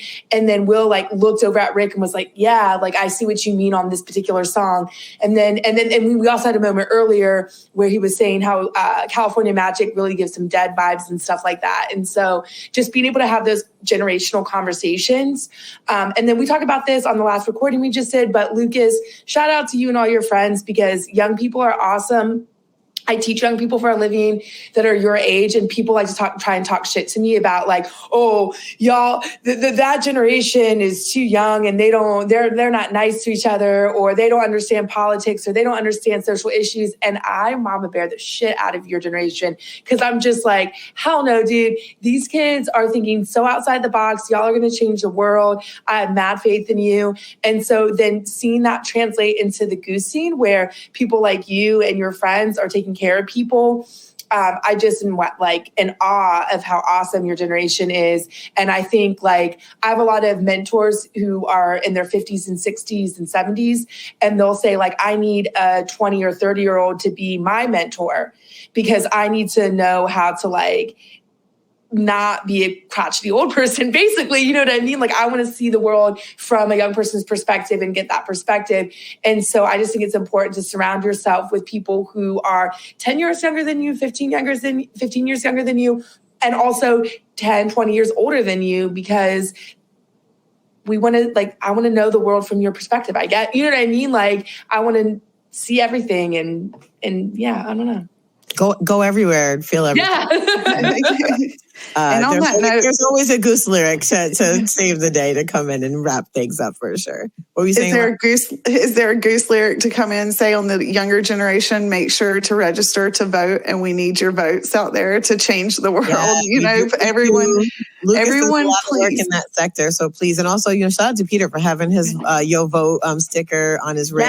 Yes, it's so important. I'm like excited to see that. So yeah, I know Leslie, you do a lot of work, right? Like trying to get people to register to vote. I do a lot of work doing that. Lucas, you do a lot.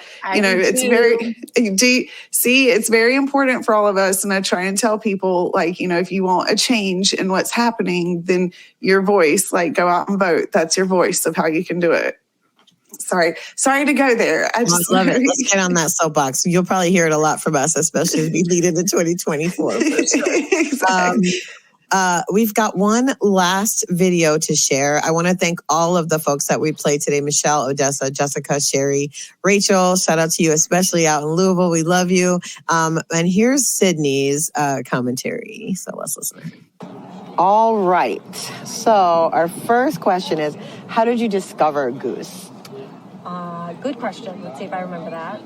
I think it was during the pandemic. Remember a lot of bands were doing like virtual concerts? Yep. Mm-hmm. It was one of those where it was a bunch of different bands doing virtual streaming stuff from their homes, Gotcha. Kind of thing, and they did that. They were really good during that season. Yeah. What's your favorite thing about Goose's music? I think just the kind of the vibe it creates. People makes everybody happy. Everybody's stoked. It's true. It's exciting. It is. How would you describe Goose's sound to someone who's never heard them? Well, I did hear you say indie groove earlier, and that is actually exactly how I describe them. I feel like that's how, like, when you see them described in, like, an article or something. Yeah, they'll say that. Indie groove like band. The indie groove band. So indie groove sensation or whatever. It fits. I mean, but they're also kind of much expansive than that. Yeah. That's like an entry point, but they seem to be even like, getting more and more. How do you even really describe it? But you did say groovy, which it's is like groove. The groove is important. Yeah. It is. Yeah. I think Peter's addition is what brought like the full groove to the band. If you listen to like earlier stuff, I think that's like a big thing that he brought to the band. Definitely. Who do you usually go to Goose shows with? My boyfriend, who was with me. We love to come to the shows. We love to wait in line. Yes, I love it. What's the most underrated Goose song in your opinion? Underrated. That's a good question. Honestly, I feel like Elizabeth doesn't get the hype that it deserves. I feel that. I love it. I just posted that on my story the other day. Really? That Elizabeth? I was feeling Elizabeth. lyrics I love it. Yeah. What's your favorite thing about the way Goose's music brings people together?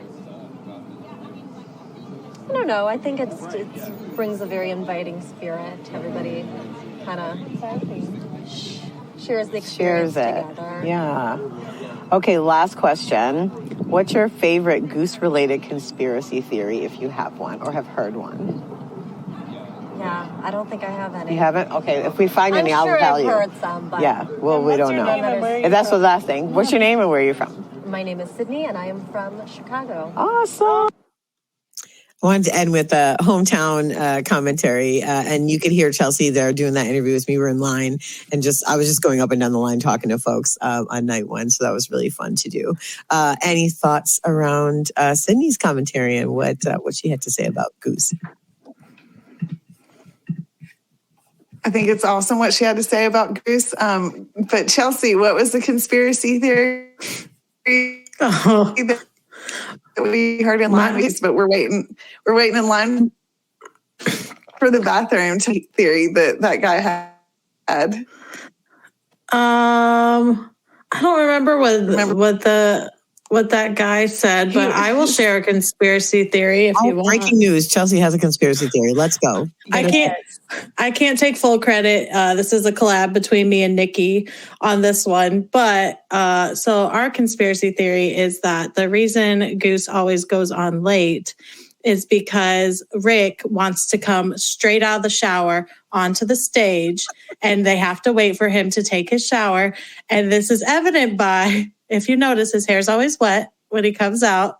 That's point one. And then, so Nikki had told me this. And then when we were in NOLA, waiting in line to get into the show, I literally watched Rick come out of the back of the venue, hop a fence, and run across the street to their hotel where they were staying. And it was like, it was doors. So it was like right before the show was supposed to start. And I was like, he's going to take a shower. I know it. So that's our fun little conspiracy theory. So you might pick up more evidence as we go on. But. Oh, I love that. I only have one conspiracy theory, which is that if you're in the venue, and doors are open and people are already in the building and Rick's guitar is missing from the stage, we're getting a freshie that night. So that's my only conspiracy theory that I have has proven to be quite true. My friend, shout out to Michael, who also mentioned this to me. I don't remember what show we were at. I think it was Atlanta. He leaned over. He's like, Rick's guitar's missing. We're getting a freshie tonight. And sure enough, Everything Must Go was played that night for the first time. So yeah,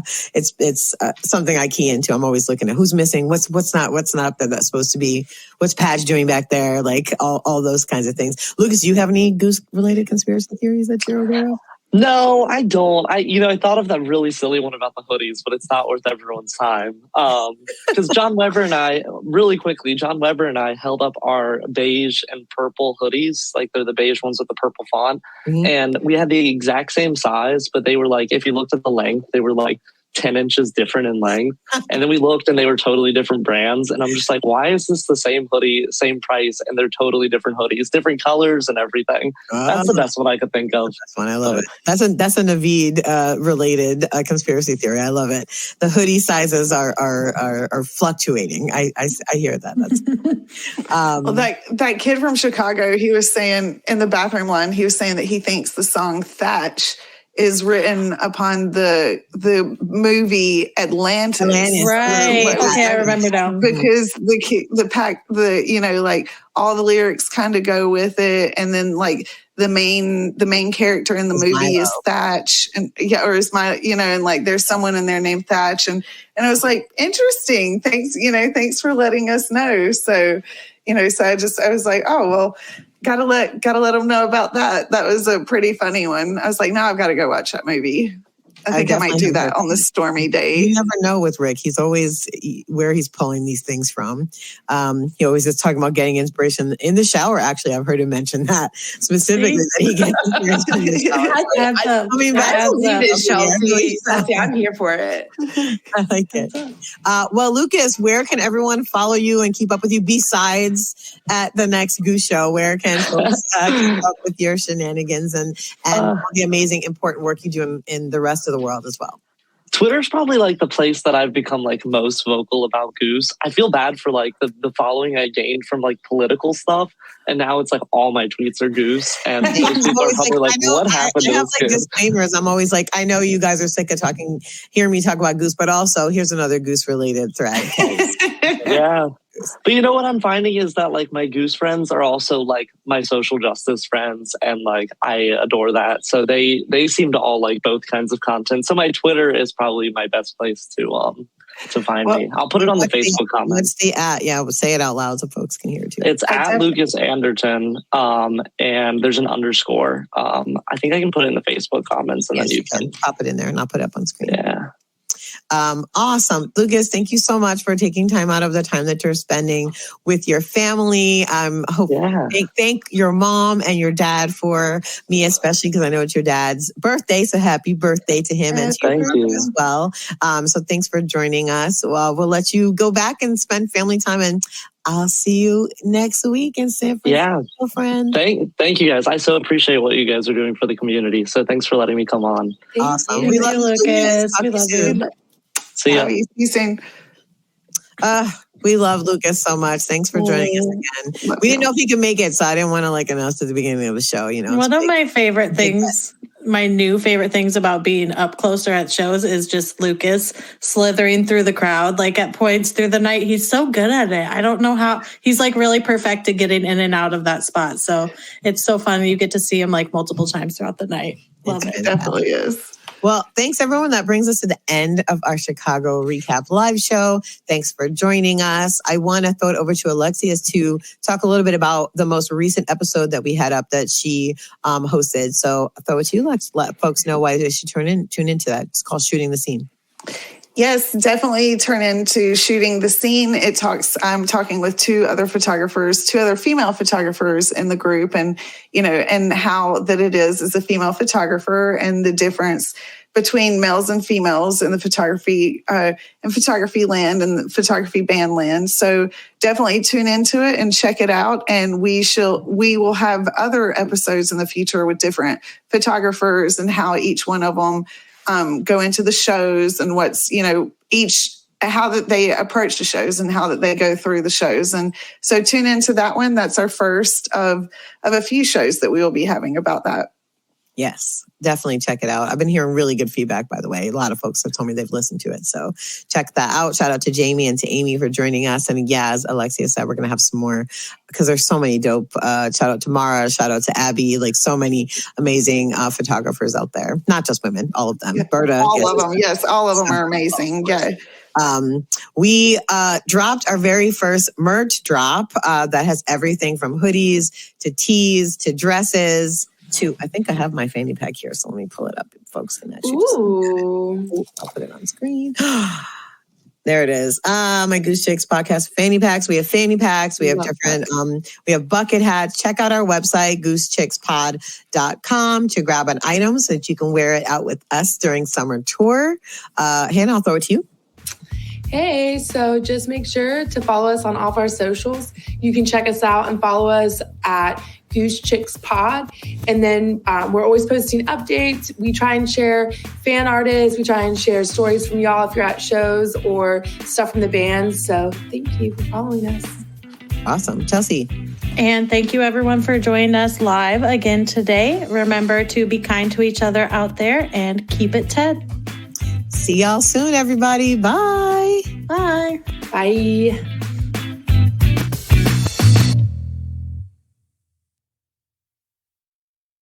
Osiris.